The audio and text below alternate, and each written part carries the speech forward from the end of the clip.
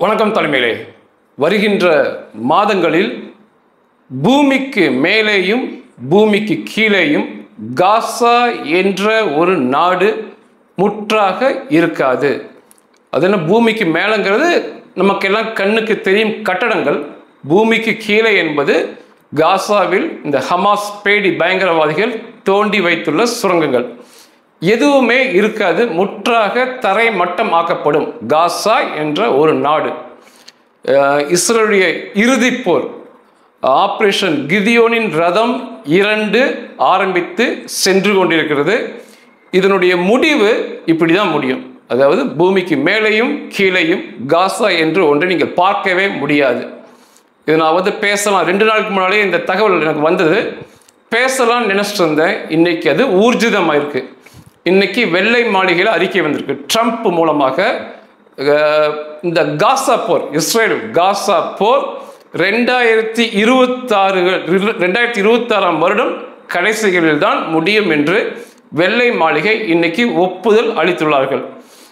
நான் சொல்றதும் இதுன்னு பார்த்தீங்கன்னா சரியான காலக்கெடுவில் முடியும். இப்படி ஒரு போரை சமகாலத்தில் நாம் பார்த்திருக்க மாட்டோம். இப்படி முடியுமா? ஒரு நாடு, காசா என்பது ஒரு நாடு தான். பாலஸ்தீனம் ஒரு நாடு, அது 2 பிரிவு, காசா ஒரு பிரிவு. ஒரு நாடையே இல்லாமல் இருந்த சுவடு இல்லாமல் தெரியாமல் பண்ண முடியுமாங்கிறது முடியும். இப்போ கிட்டத்தட்ட 70% அவங்க பண்ணிட்டாங்க. இஸ்ரேல் காசால் அப்படி தான் பண்ணியிருக்காங்க.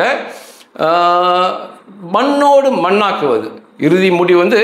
அந்த நகரம், அந்த நாடு, சிறிய நாடு மண்ணோடு மண்ணாக்கப்படும். இது எப்படி நடத்துவாங்கன்னு பார்க்கறதுக்கு முன்னாடி நீங்கள் 2 நாளாக பரபரப்பான ஒரு செய்தி பார்த்துருப்பீங்க. இஸ்ரேலுடைய தாக்குதலில் காசா மருத்துவமனை மீது ஒரு தாக்குதல் நடத்தப்பட்டு 20 பேர் கொல்லப்பட்டார்கள் சொல்லி மிக பரபரப்பாக போயிட்டு இருக்கு. கிட்டத்தட்ட 63,000 பேர்த்த மேலே கொன்று அதிகமாக இன்னும் போயிட்டு இருக்கு. ஆனால் இந்த 20 பேர் கொல்லப்பட்டது சர்வதேச அளவில் இஸ்ரேலுக்கு கண்டனம் வலுக்கிறது. ஏன்னா இந்த தாக்குதல் லைவாக பதிவாயிருச்சு.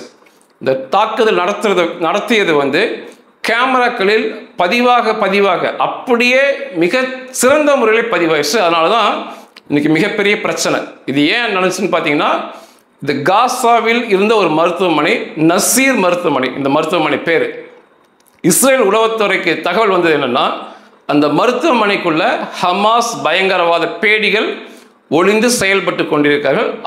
அது முக்கியமாக அந்த மருத்துவமனைகளில் கேமராக்களை பொருத்தி, அது ஹமாஸோட கேமரா, மருத்துவமனை கேமராவில் கேமராக்களை பொருத்தி இந்த இஸ்ரேல் இராணுவ வீரர்கள் நடமாட்டத்தை பார்த்து தாக்குதல் நடத்துகிறார்கள், தாக்குதல் நடத்த முயற்சிக்கிறார்கள் என்று தகவல் வந்துச்சு. அதை கேள்விப்பட்டதுனே 2 குண்டுகள் தாக்குதல் நடத்தினாங்க. டேங்க்ல இருந்தால் இந்த குண்டுகள் போச்சு. அந்த தாக்குதலோட வீரியத்தை பார்க்கும்போது 155 mm மிட்ட முடிய மிகப்பெரிய குண்டுகள் மூலமாக 2 தாக்குதல் நடத்தியிருக்காங்க. இஸ்ரேல் ராணுவம் என்ன சொல்றாங்கன்னா, முதல் ஷெல் தாக்குதல் அவங்க கேமரா வச்சிருந்த இடத்த பார்த்து முதல் ஷெல் போயிருக்கு. அது மிகப்பெரிய சேதங்களை வச்சு அங்கே மக்கள் செத்துருக்காங்க. கட்டடம் கொஞ்சம் தகர்க்கப்பட்டது. அந்த இடத்துல மீட்பு பணிக்கு வந்தவர்கள், அந்த மீட்பு பணிக்கு வந்தவர்கள் 5 பேர் பத்திரிகையாளர்கள். அதில் ஒருவர் இந்த சர்வதேச பத்திரிகையான ராய்ட்டர்ஸ் நிறுவன பத்திரிகையாளர். 6 பேர் இஸ்ரேல் என்ன சொல்றாங்கன்னா, 6 பேர் அதில் ஹமாஸ் பயங்கரவாதிகள், மீதம் பொதுமக்கள், மொத்தம் 20 பேர். இந்த 2வது குண்டு போகும்போது அந்த இடத்துல ஒரு 7 மனிதர்கள் நின்று மீட்பு பணி செய்கிறாங்க.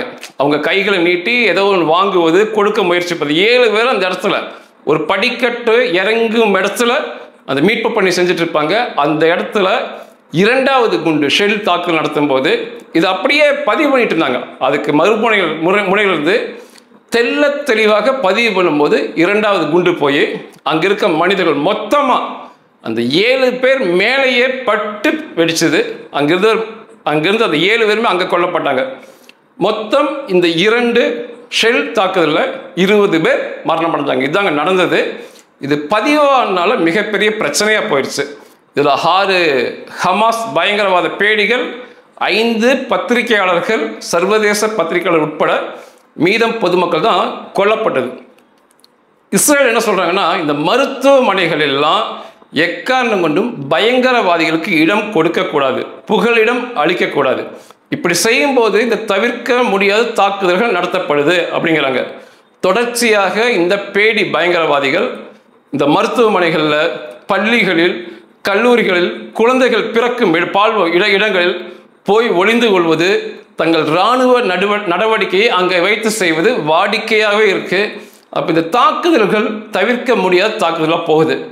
நம்ம ஆப்ரேஷன் சிந்தூரில் தாக்குதல் நடத்தும்போது கூட பள்ளிவாசலில் குண்டு விழுந்துச்சு.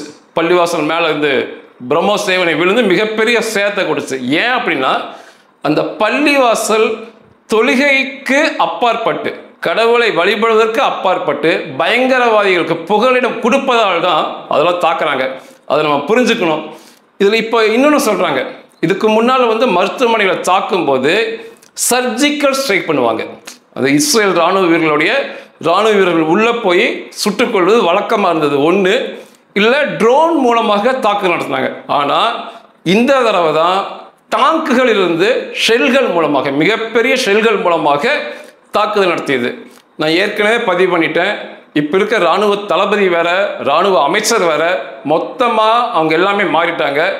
அவர்களுடைய மூடுமே வேற மாதிரி போயிடுச்சு. மிகப்பெரிய அழிவை கொடுக்கும்னு நினைச்சிருக்காங்க. அதனால தான் இந்த ஷெல் தாக்குதல் நடத்தப்பட்டது. சரி, எப்படி இந்த காசாவை மண்ணோடு மண்ணாக்க போறாங்கன்னா, இந்த கிதியோனின் ரதம் 2, இந்த 2 தான் இந்த காசாவோட இறுதி போரா முடிய போகுது. வருகின்ற அக்டோபர் 7ஆம் தேதி இந்த ஹமாஸ் பேடிகள் இஸ்ரேலுக்குள்ள புகுந்து தாக்குதல் நடத்திய 2வது வருஷம். அதை ஒரு நினைவு தினம், ஒரு குறியீடாக வச்சு அந்த அக்டோபர் 7க்குள்ள இந்த மீதம் 30% இடங்களில் இருக்கும் 10 லட்சத்துக்கு மேற்பட்ட மக்களை இடப்பெயர்வு செய்யணும். அங்கிருந்து வலுக்கட்டாயமாக அந்த இடத்துல நகர்த்தி கொண்டு வரணும். இதில் என்ன பெரிய பிரச்சனைனா, இந்த மக்களோடு பெண்கள் வேஷம் போட்டு புர்காக்கள் அணிந்து கொண்டு இந்த ஹமாஸ் பேடிகள் தப்பிச்சிடக்கூடாது. அதனால தான் அக்டோபர் 7 வரை காலதாமதம் ஆகுங்கிறாங்க. ஏகப்பட்ட, நான் சொன்ன 1 லட்சம் இராணுவ வீரர்கள் ரிசர்வுக்கு அழைப்பு கொடுத்துருக்காங்க. சோதனை இடணும், அத்தனை பேர்த்தையும் சோதனை இட்டு அப்புறம் தான் அவங்களால வெளியே அனுப்பணும். நிச்சயமாக இது செய்யற காலதாமதமாகுது. அக்டோபர் 7 வரைக்கும் இதற்கான நேரம் கொடுத்துருக்காங்க இடப்பெயர்வுக்கு. அதுக்கப்புறம் அக்டோபர் 8க்கு அப்புறம் இஸ்ரேலுடைய இராணுவ வீரர்கள் டாங்குகள் செல்வார்கள். அவர்களுக்கு உறுதுணையாக விமான படைகள் மற்றும் கப்பல் படைகள் குண்டு மலை பொழிவார்கள். ஆபரேஷன் கிதியோன் 2ல அதிகமாக தரைப்படை வீரர்களை நேருக்கு நேர் சண்டைக்கு அனுப்பாம இந்த மீதம் 30% கட்டடங்களில் இருக்கும் ஹமாஸ் பயங்கரவாத பேடிகளிடம் அவர்கள் மீது புல்டோசர் கொண்டு தாக்குதல் நடத்துவது, டாங்குகள் ஷெல்களை அனுப்பி தாக்குதல் நடத்துவது, விமானப்படைகளிலிருந்து குண்டுமலை பொழிவது, கப்பல்களிலிருந்து குண்டுகளை பொழிவது, இப்படி பண்ணி அந்த 30% நிலப்பரப்பை தரைமட்டம் ஆக்க வேண்டும் என்று திட்டத்தில் இருக்காங்க. தேவையற்ற விதமாக இனியும் இஸ்ரேல் இராணுவ வீரர்களை உள்ளே அனுப்பி, அது ஒரு நெரிசலான பகுதி, அதுக்குள்ள அவங்க இடம் போகும்போது இவருடைய இஸ்ரேல் இராணுவ வீரர்கள் கணிசமாக உயிரிழக்க வாய்ப்பு இருக்கு. அதனால இந்த நேருக்கு நேர் சண்டையை அதிகம் செய்ய மாட்டாங்க. அதுக்கு பதிலாக டாங்கில் ஷெல்களும் மற்ற புல்டோசர் மூலமாக இடிப்பதும், இந்த விமானப்படை குண்டுகள், கப்பல் படை குண்டுகள் மூலமாக தரைமட்டம் ஆக்கப்படும். அப்படி தரைமட்டம் ஆக்கப்படும் போது அங்கே ஒளிந்து உள்ள இந்த ஹமாஸ் பயங்கரவாத பேடிகள் அந்த அப்படியே மண்ணோடு மண்ணாக அந்த கட்டடங்கள் புதையும் போதே அதனோடைய இவர்களும் சேர்ந்து புதைந்து போவார்கள் அப்படின்னு சொல்லப்படுது. ஒரு காலகட்டத்தில் 25 லட்சம் மக்கள் வாழ்ந்த காசா என்ற நகரம் இத்தனை கோடி இஸ்லாமிய அரபிய மக்கள் பார்க்க ஒண்ணுமே இல்லாம மண்ணோடு மண்ணாவது மிகப்பெரிய ஒரு சாதனைன்னு தான் சொல்லணும். அதுவுமே இப்போ ரொம்ப குளிர்காலம், இப்போ வருகின்ற காலம்லாம் பயங்கரமாக குளிராக இருக்கும் அந்த பகுதிகளில். அந்த மக்கள் தங்குவதற்கு வேறு கட்டடங்களே அங்கே இல்லை. அங்கே இப்போ தற்காலிகமான கூடாரங்கள், டென்ட்டு போல கொடுத்துக்கிட்டு இருக்காங்க. இஸ்ரேலுக்கு கொடுக்குது, சர்வதேச நாடுகள் கொடுக்குறாங்க. அந்த டென்ட்டில் தான் அந்த மக்கள் இருக்கணும். சரி, இந்த எப்படி இந்த மக்கள் இடம்பெயர்ந்து வருவார்கள்? இவங்க தான் அந்த மாதிரிலாம் பண்ண மாட்டாங்க. இந்த மக்கள்லாம் ஹமாஸ் கூட இணைந்து செயல்படுவார்கள் அப்படின்னா, இப்போ இந்த உணவு சப்ளை இஸ்ரேல் கைவசம் இருக்கு.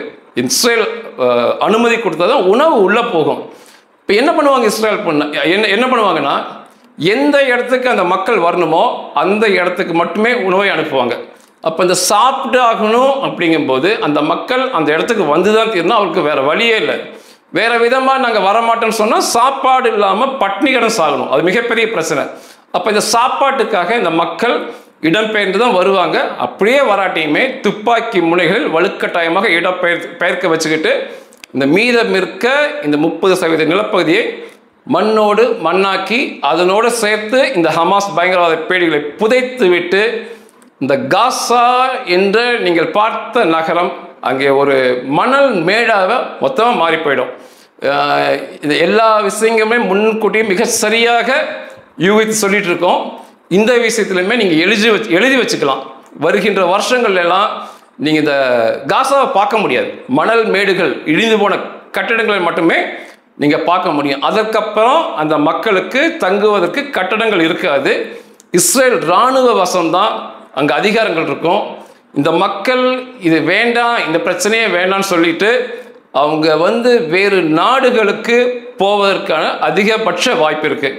அப்படியே அங்கே நாங்கள் தங்கிக்கிறோம், அங்கே தான் வாழ்வோம் என்று சொன்னாலுமே ஹமாஸ் என்ற ஒரு பேடி கும்பல் இனி அங்கே இருக்கவே இருக்காது, ஆட்சி அங்கே இருக்காது. வேறு இஸ்ரேலுடைய ஆதரவு பெற்ற ஒரு ஆட்சி அங்கே மலரும். இந்த காலகட்டத்தில் அந்த பகுதி பூராமே பிரச்சனைகள் குறைவதற்கான வாய்ப்பு இருக்குது. சிரியாவோட பிரச்சனை போயிட்டு இருந்துச்சு. இப்போ சிரியாவுக்கு புதிதாக வந்திருக்கிற அந்த ஒரு பயங்கரவாத கூட்ட தலைவன் தான் ஆட்சி பண்ணுறான். அவன் இஸ்ரேல் கூட நாங்கள் சமாதான உடன்படிக்கை, ஆப்ரஹாம் அக்கார்ட் அப்படிம்பாங்க, அந்த உடன்படிக்கையை நாங்கள் பண்ணி கொண்டு சமாதானமாக போய்க்கிறோன்ட்டாங்க. அதே போல் லெபனானில் ஒரு கிறிஸ்துவ தலைவர் அங்கே ஆட்சிக்கு வந்திருக்காரு. மிக பழைய இராணுவ தளபதி, கொடூரமான இராணுவ தளபதி. அவருமே அங்கே பிரிவினைவாத பயங்கரவாத சக்திகளை கடுமையாக ஒடுக்கிட்டு இருக்காரு. இந்த ஹிசபுல்லாலாம் இந்த டிசம்பர் மாதத்துக்குள்ள தங்களிடம் உள்ள ஆயுதங்களை முற்றாக ஒப்படைத்து விட்டு அந்த பயங்கரவாத பாதையை விட்டு போயிடணும். ஹிசபுல்லா மட்டும் இல்லை, வேற எல்லாம் அங்கே இருக்கிற குட்டி சில்லறை வண்டுகள் பயங்கரவாதிக்கும் அதெல்லாம் ஆயுதத்தை ஒப்படைச்சிடணும். அதுக்கு மேலே இருந்தால் லெபனான் இராணுவமும் இஸ்ரேல் இராணுவமும் சேர்ந்து அவர்கள் மீது தாக்குதல் நடத்துவாங்க.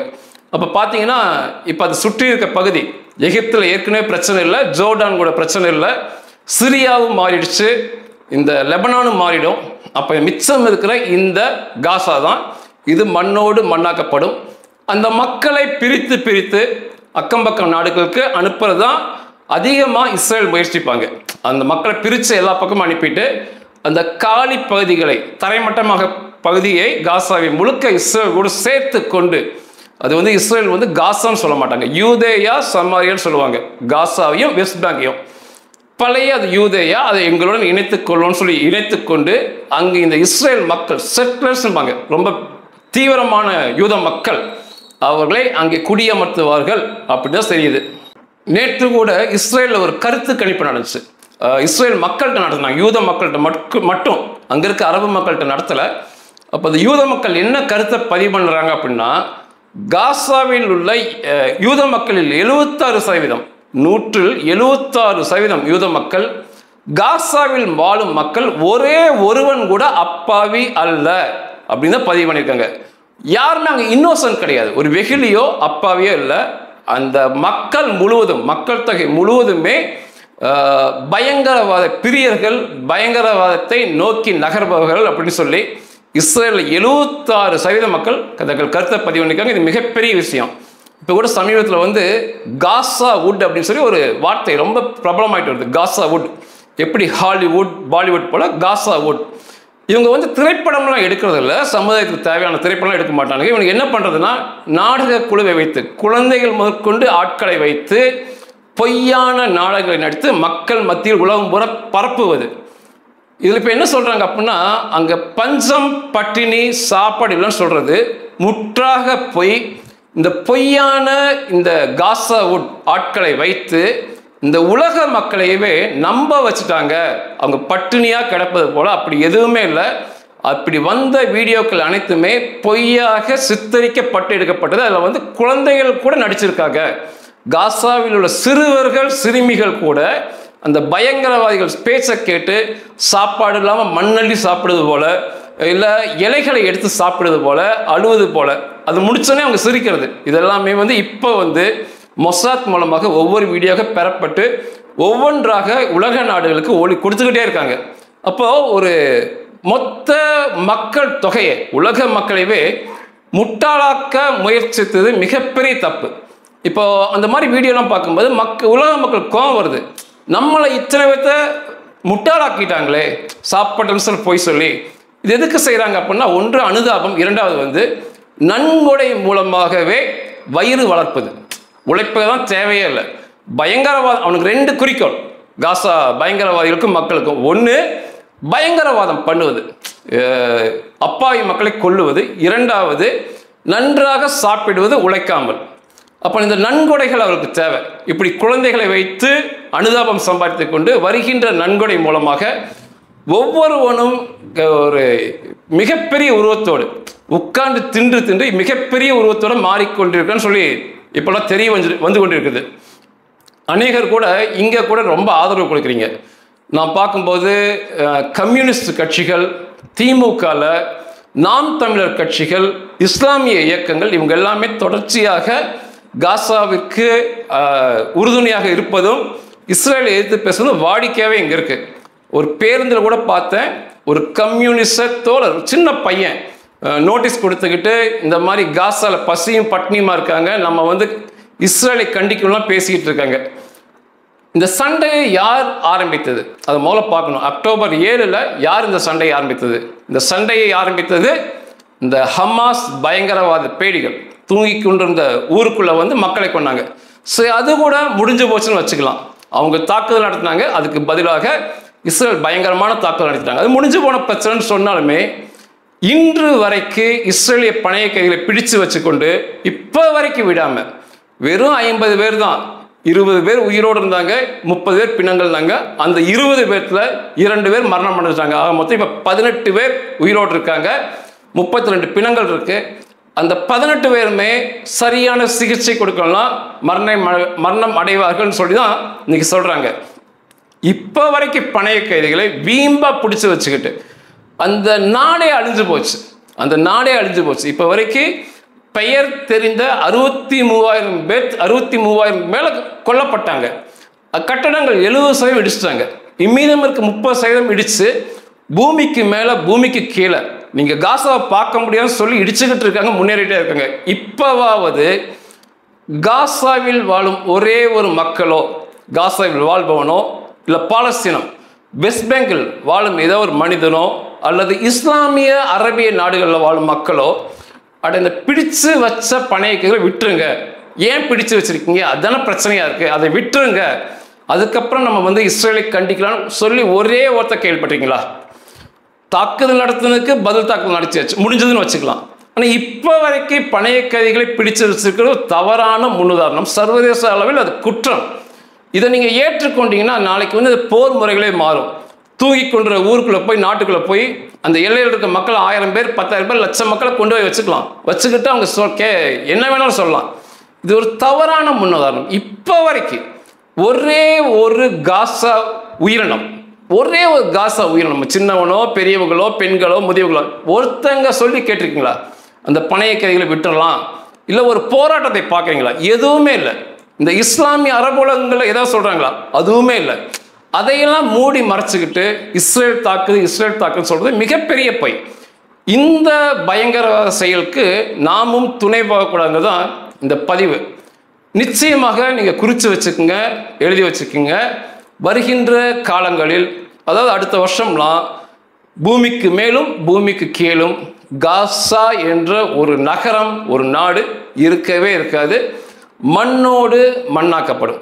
அங்கு வாழ்ந்த மக்கள் பிரித்து அடுத்த நாடுகளுக்கு அகதிகளாக மாற்றி அனுப்பப்படுவார்கள். அந்த இடம் முற்றாக இஸ்ரேல் பிடிக்கப்பட்டு அது காசா என்று இல்லாமல் பல யூதேயா மாற்றப்பட்டு ஒருங்கிணைந்த அகண்ட இஸ்ரேலாக, கிரேட்டர் இஸ்ரேல் சொல்லி பென்யமின் நெத்தன்யாஹூ சொன்னார். அதில் ஒரு படி முன்னேற்றமாக மாறும். நன்றிகள்.